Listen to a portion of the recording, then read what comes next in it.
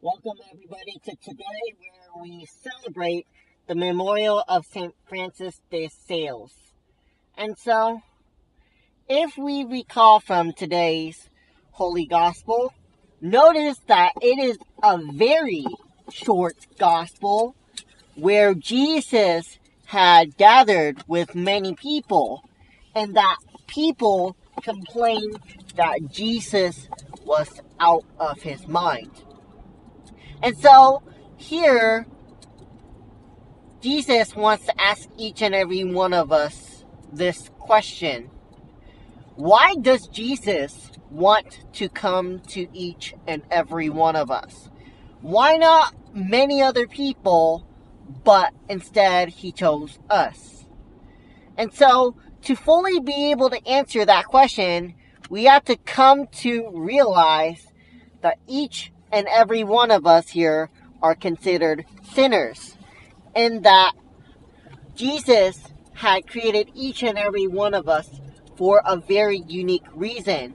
And so when Jesus comes to greet each and every one of us, he invites each and every one of us to go and turn back towards him. And so he questions each and every one of us here. How do we welcome Jesus back into our hearts? Do we accept the fact that Jesus is truly present in the moment in time? Or are we like the other people who say, he is crazy, he doesn't belong here? And so these are two different reactions that each and every one of us here can learn from today's Holy Gospel. And so, today we commemorate St. Francis de Sales or Sales. And so, who is he? He is the person to which when he was very, very young, he wanted to continue to practice priesthood, but yet his father doesn't approve of that. And so, over the years, St. Francis de Sales have lived out his life to the extent that he finally got his father's yes into accepting to become a priest. And then later on, he continued to go and evangelize to other people and go and write many, many books to which it continued to inspire many people to live out the faith.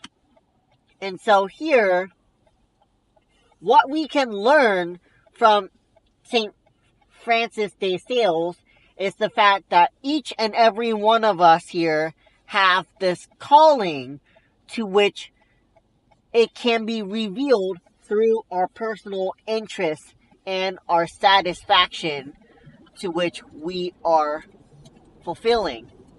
And so, as we continue to journey throughout our faith, one of the biggest challenges that we face in our day-to-day lives is discovering our own true identities. Now, why is it that it comes to be a biggest challenge? Because we got to come to realize that sometimes we may have our prayers answered, but not to its fullest.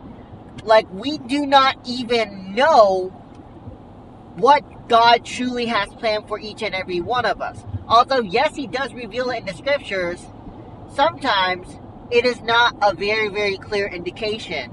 And so God enables us to explore these variety of options to which we can fulfill in our day-to-day life, so that we can see if this is something that God is calling each and every one of us here to do. And to be able to discover our own identities, it takes time and it takes patience for each and every one of us to discover who we are as an individual. And so, as we continue to reflect upon our faith, we need to call to mind all of the things that we have done in our lives and how much we allowed God to come to each and every one of us so that we can be forever satisfied and happy. Because the ultimate goal that God has for each and every one of us is to come to the kingdom of heaven.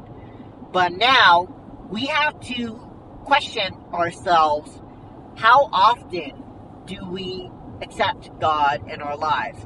How do we respond to God's loving presence when He is truly there?